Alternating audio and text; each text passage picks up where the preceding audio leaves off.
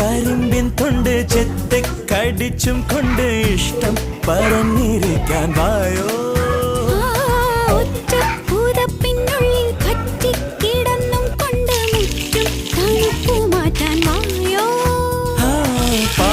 പാടിനത്താളടിയും പാതയിൽ കാലടി തൻ കാതരന്നാ